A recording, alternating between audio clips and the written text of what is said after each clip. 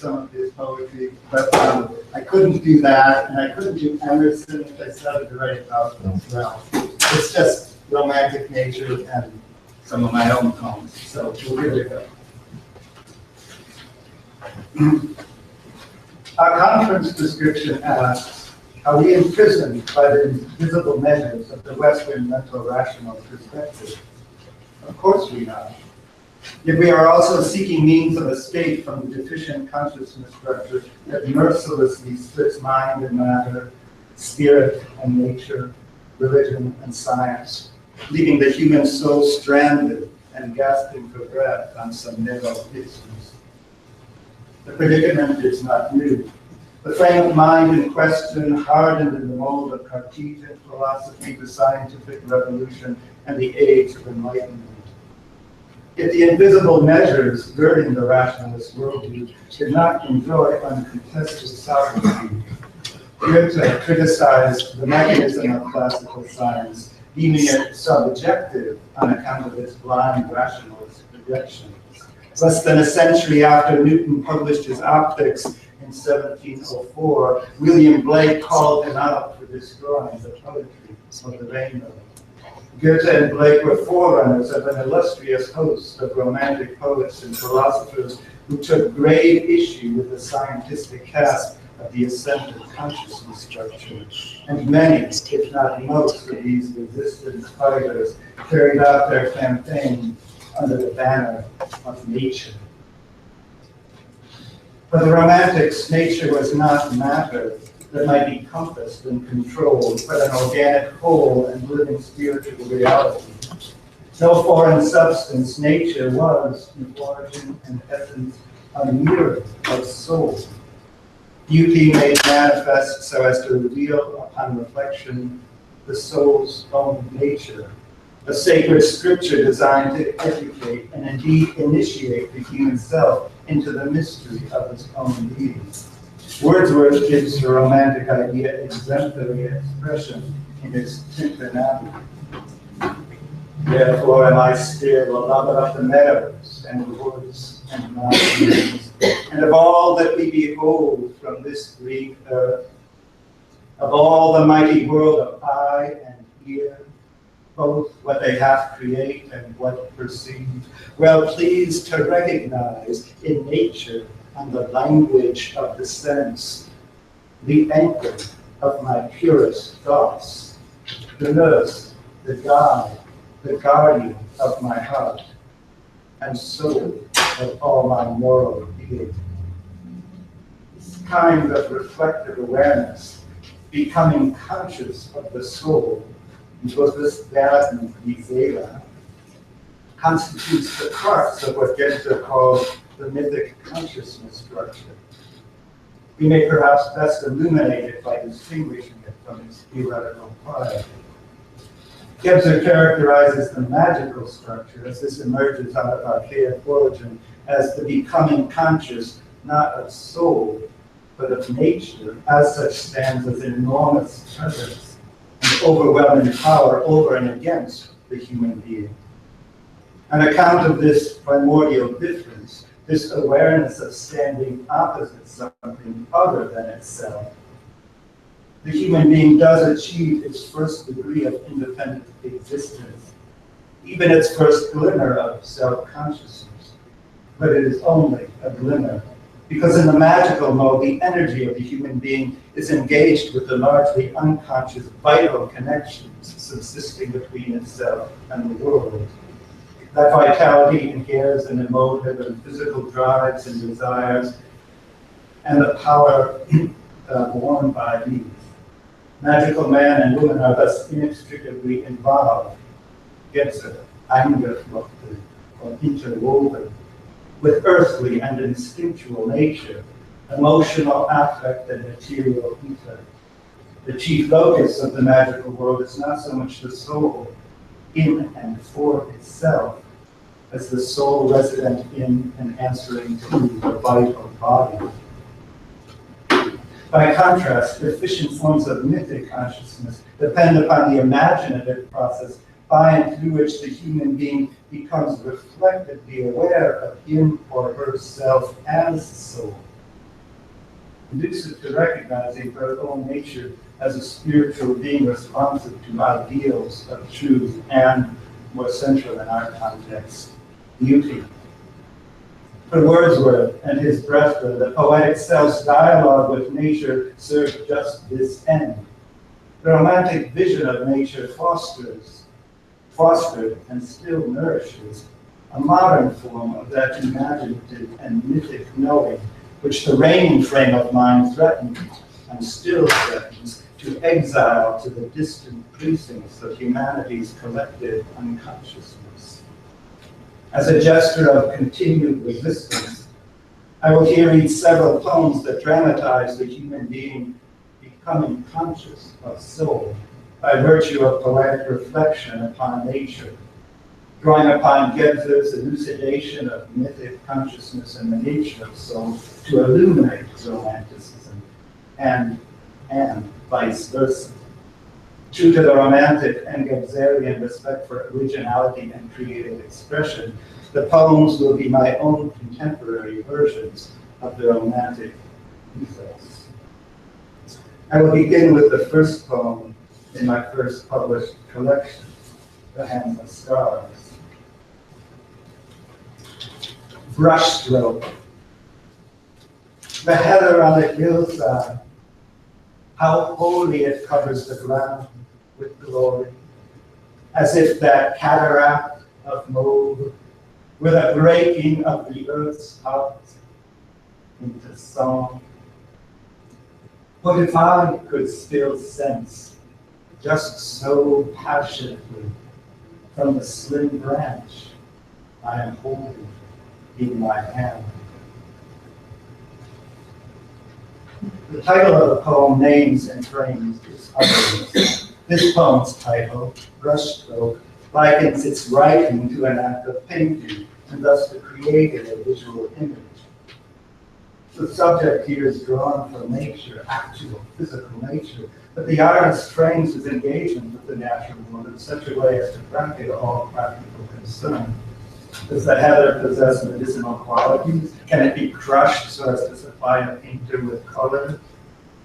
Such questions are patently irrelevant. Instead, the poet evokes the spiritual quality he perceives as incarnate in the natural phenomenon, glory. The poetic utterance transports the reader's consciousness of nature out of the domain of power and vital effect and into a world of aesthetic reflection. Indeed, within the context of consciousness established in a poem, nature effectively ceases to be any ensemble of objects and forces external to the human subject, and instead assumes the character of an image which exists exclusively in and for the soul.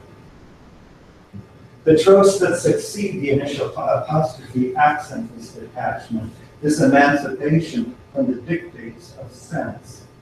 The heather doesn't in fact move, and yet through the poet's eyes, we see it as a cascade of color flowing down the flank of the mountain. No sound or emotion issues forth from the flowering plants, and yet the poet invites us to experience their effulgence as an explosion of heartfelt song. Such imaginable reality virtually defines the mythopoetic realm of soul.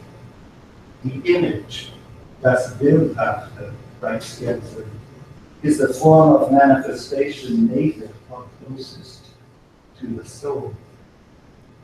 In what particular quality of soul does this image that heather on the hillside mirror or convey? The spell of heather presents an image of creative agency and the capacity to engender beauty. It consequently inspires the poet to strive to realize these features of his own soul nature, the inner or spiritual correspondence, more strongly put, coincidence, between the world of nature and that of soul finds expression in the poem's concluding figure. The poet identifies the instrument of his own literary generativity, the pen, with the analogous part in the body of nature, encouraging himself to to produce matter as glorious as the brilliant field of color issuing forth from the slim branches of heather. Gebser names receptivity of feeling, Empfindlichkeit, and mood, Gemüt, there's that word again, as the characteristic attitudes of the soul. He names imagination as its normative form of active energy. In brushstroke, nature educates the soul self-consciously to recognize and practically actualize these primary facets of its nature, these attitudes and energies so alien to the transactions of vital power and material effect we commonly regard as definitive of the real world. Emerson registers this same difference in his essay, The Poet. Criticism is infested with a cant of materialism, which assumes that manual skill and activity is the first merit of all men, overlooking the fact that some men, namely poets, and I apologize for the sense, overlooking the fact that some men, namely poets, are natural sayers, sent into the world to the end of expression. The poet doesn't wait for the hero or the sage, but as they act and think primarily, so he writes primarily what will and must be spoken, reckoning the others, the primaries also, yet in respect to him, secondaries and servants. Distinguishes the calling of the poet, the representative of mythic consciousness, from that of the hero and the sage, representatives of efficient magical and mental consciousness.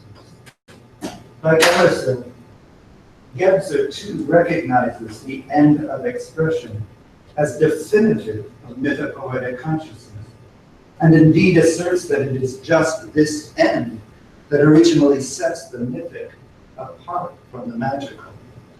Multiple images of mouthless idols and figures substantiate Gebser's claim that magical consciousness does not depend on language or utterance, while ancient images of the muse, that primordial patroness of mythic consciousness, inevitably do include the aperture of song. Gebser. Ever since Homer, the muse has been invoked to begin epic or hymnic song, in which mythic events have their formation in language. And the muse possesses the myth-articulating mouth. In the magic period, there is no myth. Man's inner potency is not externalized there via the singing voice. In the absence of an articulate mouth, there can be no myth, for mouth and myth are inseparable. So we might add our image and song. If image is the chief form of the soul's manifestation, the mythic consciousness native to the soul ultimately requires an unfolding or weaving of imaginative pattern in and through time, a rhythmic current of consciousness, and so music, voice, and song. This temporal necessity is perhaps most pronounced in epic forms that narrate the founding sagas of a culture, but the indispensable role of the voice in achieving the end of expression is patently obvious in lyric poetry as well. No lyric poem is mere words on a page. Each and every true poem speaks its name, sings its song through the musical opening of the mouth. Brushstroke, an intensely visual poem that declares itself an act of painting, is patently too a musical utterance, just as the poem itself presents an eruption of color as simultaneously a breaking into song. We are not speaking here of harmony and melody, pitch and interval, but a complex verbal music, the play of alliteration and assonance, for instance, in the poem's first stanza, and the way that H sounds that initiate the poem disappear until recurring with amplified resonance in the concluding line, holding in my hand. Very well, you may say. But have you not strayed somewhat from your theme of nature acting as mirror and guide of soul? For nature here, as you admit, does not speak. Rather, the poet speaks for her, effectively putting words in her own unopened mouth. True, the heaven are silent. Even so, this quality does not, as Gebser tells us, stand in irreconcilable opposition to the end of expression. On the contrary, the polar complementarity of speech and silence qualifies as another defining feature of mythic consciousness, and is in fact latent in the very etymology of the word mythos, which derives from roots meaning both to discourse or speak and to remain mute. Let us explore these matters in connection with another poem that features no quiet flower, but a full-throated animal. A poem which explicitly revolves on ambitions of sound and silence, music and myth. Once more, the poem is the first poem in my second published collection, Dragon Ship. Many of the poems in this book, as well as The Hands of Stars, involve my son Haydn, who, while he is now 6'4", was then but a little boy. Oh, for times past. Bullfrog on. We're out looking for the song of spring. Curtained by cattails, the pond is quiet. But we know the double bass is in there somewhere. Treading the edge, we jump at each invisible splash, telling us we missed something big. Brushing back cattails, we finally spy him. He's wearing wedding rings in his eyes. Haydn shouts hello, and the gold ripples to the bottom of the pond. Now I hear music, the deep sound of lids throbbing in the throat. Spring is the season of the emergence of new life after the quietness of winter, a reawakening typically announced by nature's own forms of self-expression, the sounds of birds, insects, and even frogs.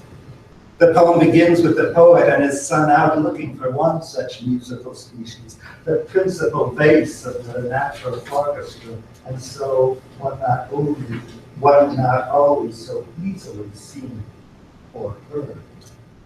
Again, visual and oral image are one. Initially, our seekers confront both a visible stream and a curtain of silence, just like an audience before a concert. And the pregnant pause before the beginning cannot truly be separated from the sounds that follow. Music and meaning are born out of a womb of silence, which is not the negation of sound, but rather akin to its, dare I say, ever-present origin. In the poem, the encounter with the soloist is initiated not by immediate contact, but rather by the sound of his disappearance. The splash is neither music nor silence, but some signal in between, an index of both presence and absence, visibility and invisibility, loss and the promise of fulfillment. It serves to heighten the tension between these poles and, like an orchestra tuning, helps prepare visual and audible space in anticipation of the performance.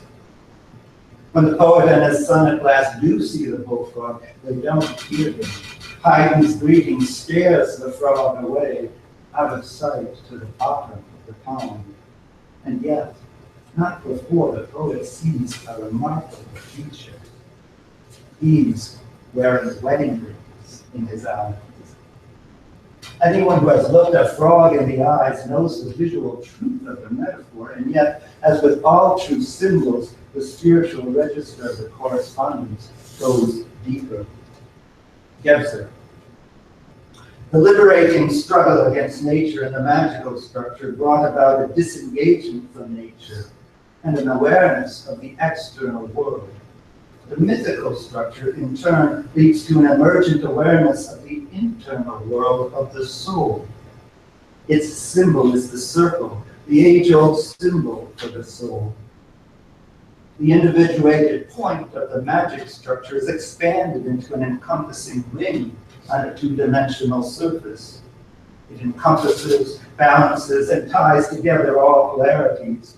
As the year, in the course of its perpetual polar cycle of summer and winter, turns back upon itself. As the course of the sun encloses midday and midnight, daylight and darkness. As the orbit of the planets in their rising and setting encompasses visible as well as invisible paths, and returns unto itself. A ring, of course, is a circle one can wear on one's hand. The hand is an agent of power, of action, and so represents the practical, and so a ring represents the practical realization of the meaning implicit in the geometry of the circle. Viewed in this light, Gebser's passage reveals that all of nature's circles, all of its cycles, are in essence rings, indeed wedding rings, mirroring the polar opposites constitutive of the cosmos, rounding day and night, light and dark, summer and winter into one whole in the course of time. When we speak of time, writes Gebser, we are also speaking of soul. And a wedding ring is gold for many reasons, including the truth that gold is the color of the sun, the source and center of the whole circle of life on earth, and so the soul of the world, the anima mundi itself. To say then that the bullfrog is wearing wedding rings in his eyes displays a sun-colored band as the very source of its vision, is to see the heart of nature reflected there, to see that in the mysterious depths of its secret life, nature, as Plotinus tells us, is not matter or brute force at all, but soul. It should thus be no surprise that once the frog has disappeared to the bottom of the pond, taking the ring of gold back into the dark depths from which it emerges each day and every spring, thus completing in miniature the cosmic circle cycle. It should be no surprise that it is then that the Father and his Son, the young and the old, hear the song of the frog, and that the sound issuing from his mouth is music resonant with myth. And so thematics of sun and sky enter into our reading of Polikoff poem. Even so, in this poem, these motifs are covert. We are not seeing and speaking of the sun or sky itself, but rather the reflected figure of such mirrored in the eye of a frog who quickly conceals himself in the dark bottom of the pond. The amphibious frog is an animal of earth and water, a chthonic creature, just as his low-throaty croak gives expression not to the treble heights, but to the depths of nature's music. So let us turn to a last poem that mirrors more transparently the higher reaches of the soul's range, a poetic aria, the sound of which does not emerge from any muddy prion materia, but rather falls from the sky, a poem which features not a man, a boy, and a frog, but a girl and a bird, a creature of the air.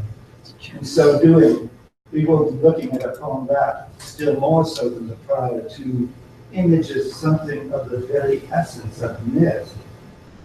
As such, connotes the Bewusstwerden, die Seele, the becoming conscious of soul. So Gebser does tell us that, as the magical structure involves awareness of earthly nature, mythical consciousness entails a like awareness of sky, the heavenly space that is the abode of the sun. If the magic, and this is Gebser, if the magic structure results in becoming conscious of terrestrial nature, and so chiefly the earth itself. So the mythical brings to consciousness the counterpole of the earth, namely the sun and the sky. It does so because only thus can the earth be seen as one half of a dyadic whole, as above, so below, or in a variation on the theme as the interface between the two poles of the cosmos called heaven and hell. Gebser again. And because all proper to the soul possesses a reflective or mirror-like nature, it does not only bear an intrinsic relation to the temporal cycles of nature, but also always makes implicit reference to the sky. The soul is a mirror of heaven and of hell. Thus closes the circle. Time, soul, myth. Heaven, myth, soul, time.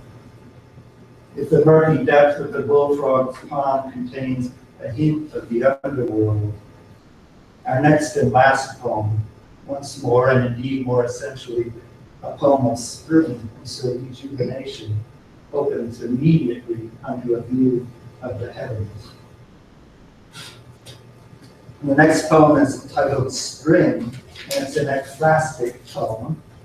It means it's based on a painting by Heinrich Vogler. Actually, could we dim the lights now so people can see that image, because I'm going to talk about that image a fair bit. So,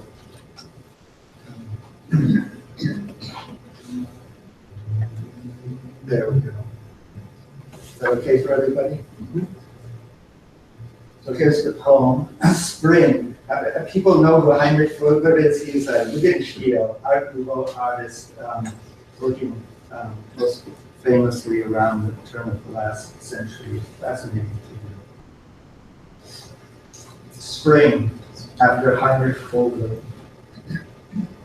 Never mind the light blue dress that covers her in a second sky. The girl's gaze is riveted upon the small, red-breasted bird perched among between slender boughs of budding fir trees. The bird's tiny beak is open just enough to allow the remarkable volume of song inside to spill out, to pour forth over the once more awakening world like color from an artist's brush, or new warmth from the breath of heaven. Wrapped in that silent music, the girl herself is filled with it, filled with the ineffable mystery of the one life. The bird is no angel, but sings like one. And she is no angel either, but a new, more natural Mary, like every girl who bears witness to the coming spring. And yes, the soul of each and every miraculously conceived human being.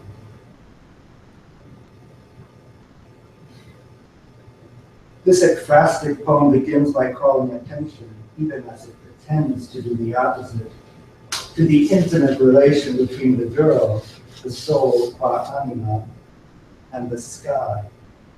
That relation naturally inheres in the painting itself, which in certain respects resembles the first image Gebser presents in his elucidation of mythic consciousness, the prince with the crown of feathers.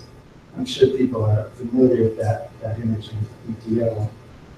Both images center upon an upright figure situated against a natural background that is, in accordance with the cosmic complementarity characteristic of myth, exactly half earth and half sky. And this horizon line is exactly at the midpoint of the picture. And the same is true, at least the image in the EPO, if you calculated the volumes of the dark earth and the sky there. Yet while earth and sky occupy equal space in both pictures, and the human figures reaching almost from top to bottom are likewise more or less equally bisected, The head appears silhouetted against the sky in the upper portion of the pictures, visually associating the center of consciousness with the heavens. This affinity inspires the metaphor that launches the poem, the second sky, which cloaks the maiden figure of the girl. But the association between the girl and the sky is by no means limited to the placement of her head in the upper half. The girl's dress, a sky-colored, cone-shaped gown, widens out from her slender neck and flows all the way down to the grass at her feet, enveloping and so disguising the whole lower half of her form, most notably the legs and feet, and even higher up, the breasts. All of those parts which would identify her as a creature of earth. As the poem continues to lead the painting, our attention is directed to the girl's gaze, the way the tilt of her head angles her vision slightly upward so that she may see as well as hear the bird perched high on a branch, profiled like her against the heavens. The girl cuts a contemplative figure. Although she's picked a flower just visible in her right hand, for now she is doing nothing but looking and listening, which, however, she does intently, I should say intensively, as if in reverie.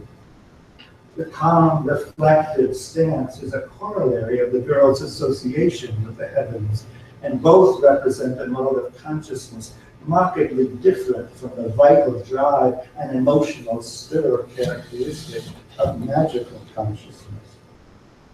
It's Gebser again. The mythical structure is distinct from the magical in that it bears the stamp of the imagination rather than the stress of emotion. In the magic structure, the vital connections reach awareness and are manifested in emotional forms, in actions dominated by impulse and instinct, and affective reactions such as sympathy and antipathy. The mythical structure as a poetic image consciousness, reflected in the image-based character of myth, and responsive to the soul and to the heavens that glowed the antique cosmos. I've altered the translation of this passage somewhat, most notably at the end, to reflect an important fact sometimes obscured by Barstadt and Kunas. Unlike English, German does not have distinct words for the natural phenomenon we call sky and the imaginative reality designated by heaven or the heavens. The single word Himmel must do for both. Barstadt and Kunas most often translate Himmel as sky, and so give a somewhat misleading priority to the purely natural fact. Their version, for instance, of the last sentence of the paragraph cited above, the mythical structure is, this is their version, responsive to the soul and sky of the ancient cosmos, presents a grammatically faulty and semantically opaque construction of Gebser's words. Gebser associates mythic consciousness not only or primarily with the physical sky, as such stands opposite the physical earth, but with the non-Christian antiquities inherently imaginative conception of the universe as a cosmos, a harmoniously ordered and beautiful whole globed by the complementary vaults of a non-literal heaven, Olympus, and a non-literal hell, Hades. To be sure, the shift to mythical consciousness is naturally associated with, and indeed symbolized by, a novel attention to the sky, insofar as such represents a region of physical nature removed from vital entanglement with the earth. As Spring illustrates, engagement with the heaven naturally opens up space and time for speculative reflection, stargazing at night. Still, this phenomenon need be viewed as the natural corollary of the essential underlying development. The emergence of a mode of consciousness which ultimately sees both earthly and celestial nature as two complementary poles, of one imaginal reality, effectively internal to the soul itself. So not the sky up there or the earth down here, but the cosmos in the soul. Commensurate with this insight, even though Spring portrays the girl's figure, gaze, and garb so as to identify her with the sky, she's by no means entirely removed from earthly nature. In fact, the painting delicately balances earth and heaven, and not only by positioning the horizon exactly halfway between them. Like the symbol of the Tao, the painting reveals their constant interchange and the presence of one in the other. The girl's heavenly dress sports sleeves adorned with natural foliage. The whiteness of the clouds above find an echo below in flower blossoms and in the papery trunks of the spring birches, which, though rooted in earth, themselves reach up into the heavens. The blue sky above is reflected in the puddle of water at the girl's feet. The girl covered in a second sky is thus not thereby disconnected from the earth, but rather emerges as a type of a reflective mode of consciousness that receives the whole of nature into the soul, interiorizing the cosmos and incubating the imagination of it as an archetypal reality. Earthly life does not cease to be a web of vital connections that involves its physical and emotional being, but in the quiet crucible of the gaze, it ultimately becomes more than that as well, transforms into a mythic symbol of the renewal of life, spring. And yet the girl herself, while the vessel of that transformation, is not its vocal herald. The soul's sensitive receptivity finds its expressive complement and completion in the object of its reverie. Listen to how Vogler's friend and house guest, none other than Rainer Maria Rilke, explains why the songbird is the exemplary natural representative of not only the musical, but too the mythopoetic imagination. Here's Rilke. I figured it out, something that was never clear to me before. How all of creation transposes itself out of the world deeper and deeper into our inner world, and why birds cast such a spell on this path into us. The bird's nest is, in effect, an outer womb given by nature. The bird only furnishes it and covers it rather than containing the whole thing inside itself. As a result, birds are those animals whose feelings have a very special, intimate familiarity with the outer world. They know that they share with nature their innermost mystery. That is why the bird sings its songs into the world as though it were singing into its inner self. That's why we take birdsong into our own inner self so easily. It seems to us that we translate it fully, with no remainder, into our feelings. A birdsong can even, for a moment, make the whole world into a sky within us, because we feel that the bird does not distinguish between its heart and the world's.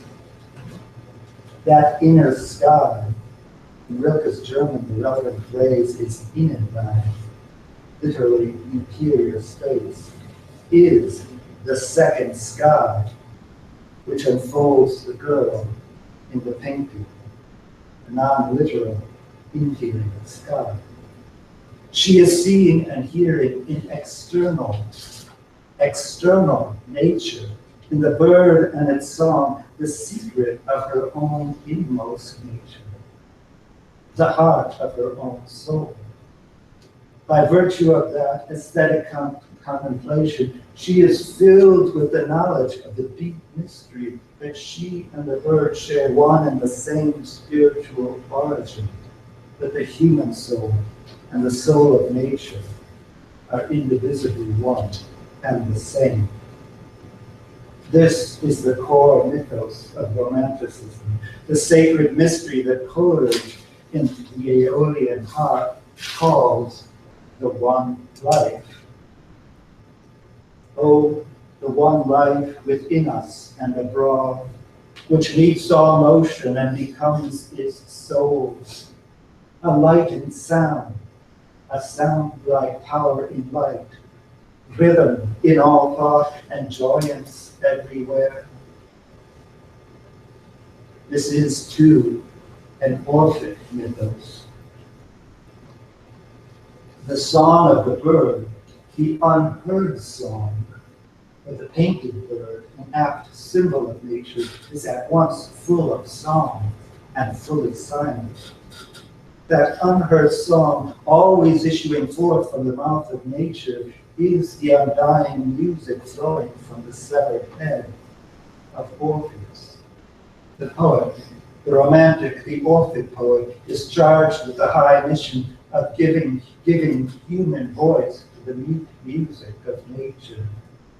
But in order to do so, we must first see and hear and be filled with the cosmic secret of the one life, the mystery of soul, news of which bears the hope of spring, the promise of spiritual rebirth. That promise abides in the power of a new old mythos that can heal the killing rift between spirit and nature, the divine word and the soulful song ever sounding through the lyric body of creation. M.H. Abrams titled his classic book, elaborating Romanticism's metamorphosis of biblical topoi, Natural Supernaturalism. And it's hardly accidental that the end of the poem, Spring, rewrites the event of the Annunciation, naturalizing, democratizing, and not secularizing, but rather re-sacralizing this seminal Christian topos. It may be said, you are presenting this romantic, this Orphic myth as if it were not merely one account of myth, but rather the only one, not merely one myth of nature, but a privileged speaking of the nature of myth itself.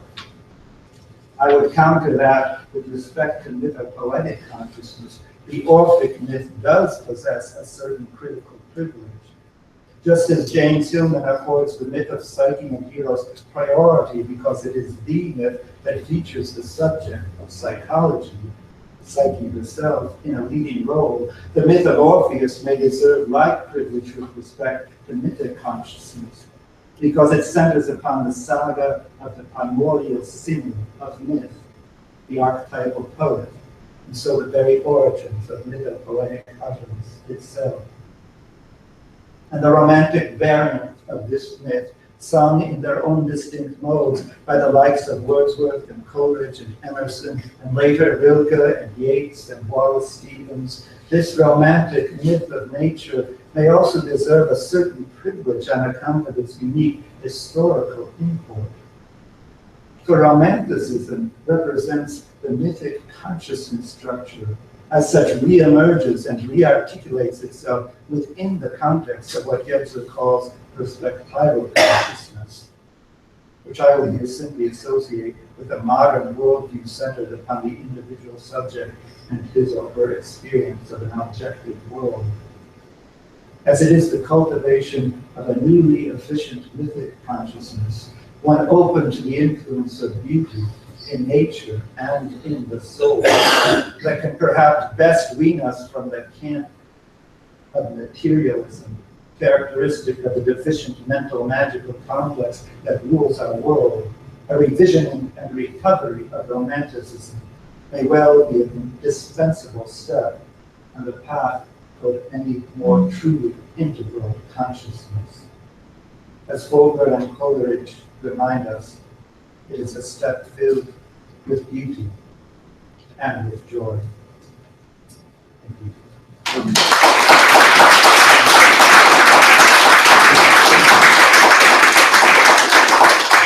I have one comment. I say that only because we're actually over time. I had a chance today. minutes. Not So one Sabrina chance. and you. Being over 45 minutes? Yes. Oh, no. I don't, it's okay, mine's short. I don't know, Daniel, if everybody knows that you are a really well-known international religious scholar.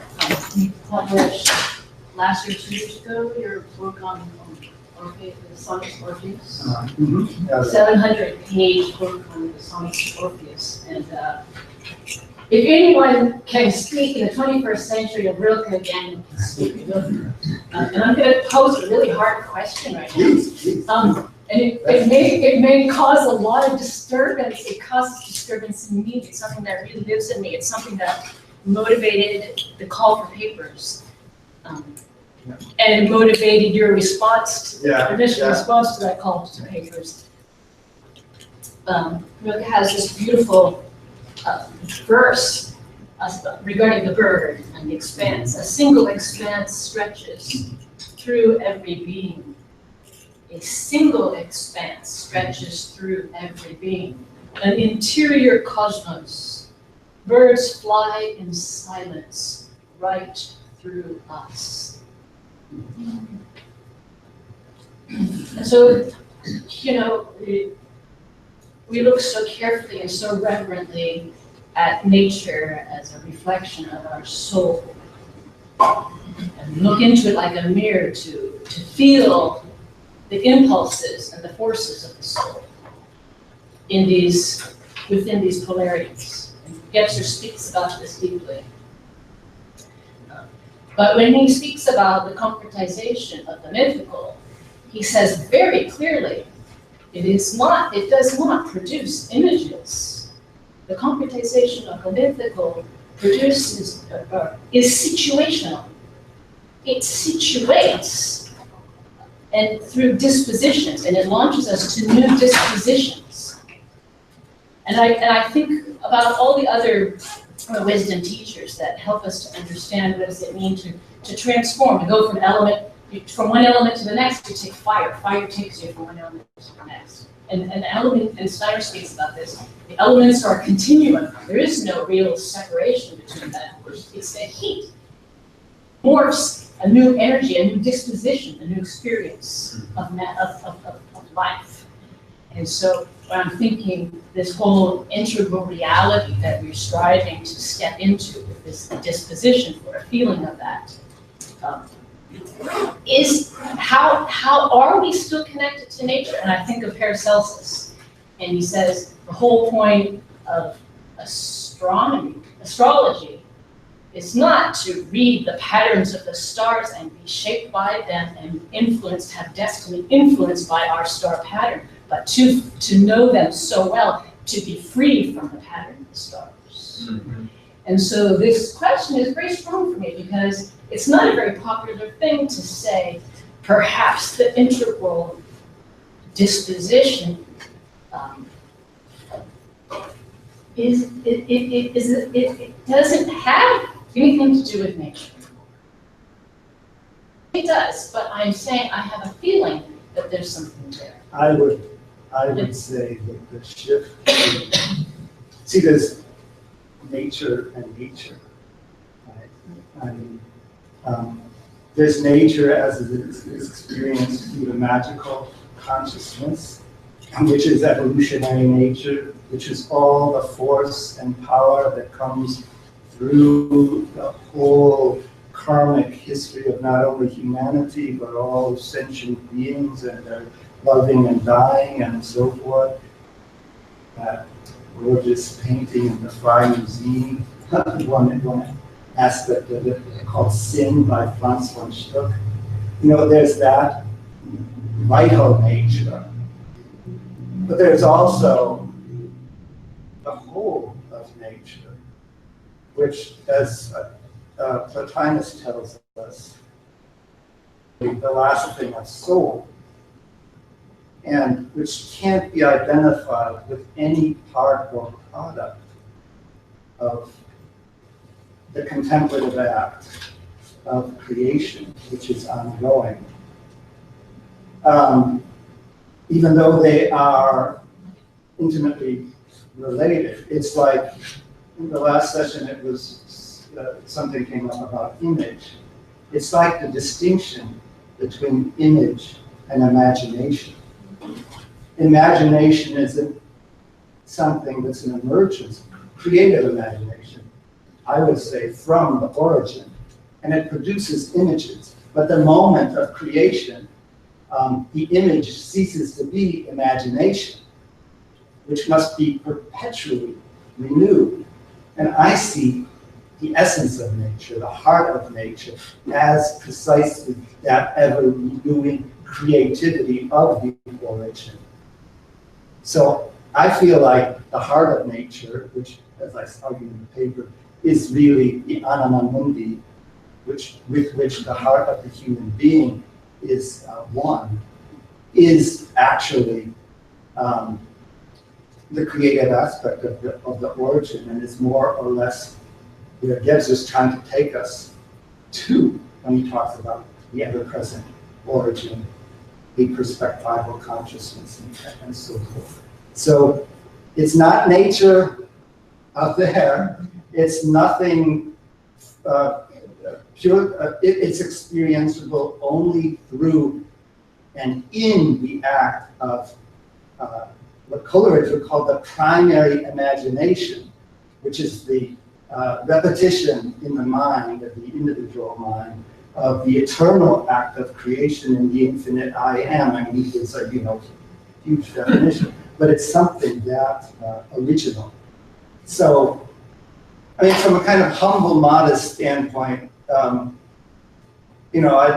nature's always been my spiritual ground, and since my parents took us backpacking when I was, so high, and it still, as the Wordsworth poet says, it still is a source of spiritual inspiration for me. And as Emerson says, it never becomes a toy to the wise spirit.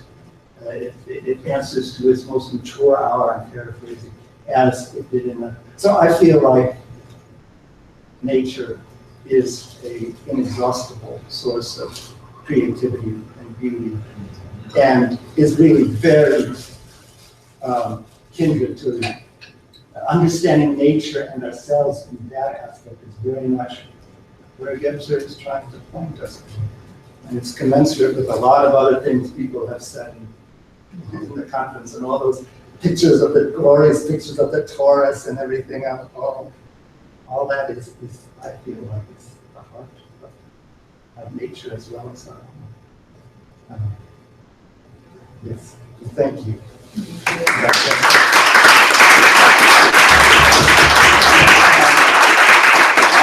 actually